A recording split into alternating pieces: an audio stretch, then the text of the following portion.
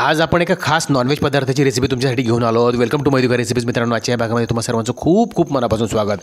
त्यासाठी आपण इथं मिक्सरच्या भांड्याला पाव चमचा जिरं घेतलं आहे, 10-12 लसणाच्या पाकळ्या घेतल्या आहेत, 2 इंच अद्रक किसून घातलं आहे, 2 चमचे लाल तिखट घालायचं आहे, पाव चमचा हळद घातली आहे, अर्धा चमचा आपण मयुका गरम मसाला घातला आहे, थोडंसं पाणी घालून याची आपण मिक्सरला बारीक फिरून एक फाईन पेस्ट तयार करून घेत आहोत। तुम्ही बघू शकतात लाल तिखटामुळे एक मस्त रंग आलेली आपली फाईन अशी पेस्ट तयार झालेली आहे। आता एका लोखंडी कढईमध्ये थोडंसं तेल घेऊन आपण हा मसाला त्यामध्ये फ्राय करायला घातला आहे।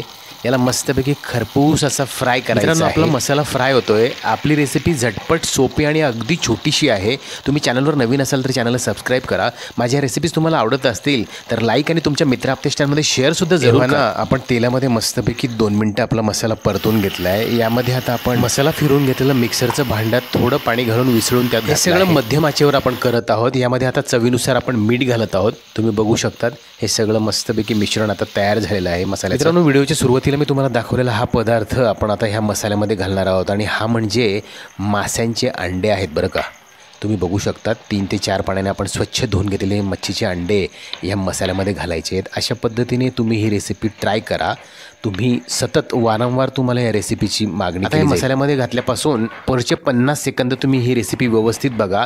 याला अशा पद्धतीने तुम्ही चमच्याने हलवून मध्ये अंडे ब्रेक करायचे। जसे जसे हे अंडे मसाल्यामध्ये गरम होऊन शिजायला लागतील तसे तसे ते कोरडे होतील। तुम्ही बघू शकतात हळूहळू मसाले आणि अंडे हे एकजीव आता मध्यम ते हाय फ्लेमवरती आपण ही प्रक्रिया करत आहोत। जसं जसं आपण हीट देऊन याला टेम्परेचरवरती परतवून घेत राहू तसं तसं हे कोरडं होईल, ड्राय होईल आणि यातले बारीक बारीक अंडे आपल्याला असे सुटे सुटे झाले। आपण हे वजनी 200 ग्रॅम अंडे आणलेले होते। 200 ग्रॅम अंडे सुद्धा रेसिपीमध्ये फुलून खूप जास्त होतात। ते 2 ते 3 लोकांना पुरती एवढे होतात। तुम्ही बघू शकतात आता ते बऱ्यापैकी ड्राय झाले आहेत आणि एक एक बारीक बारीक अंडे त्यातलं आपल्याला दिसायला लागले। या स्टेजला इतके ड्राय झाल्यानंतर आपण यामध्ये बारीक चिरलेलं कोथिंबीर घालायचं आहे।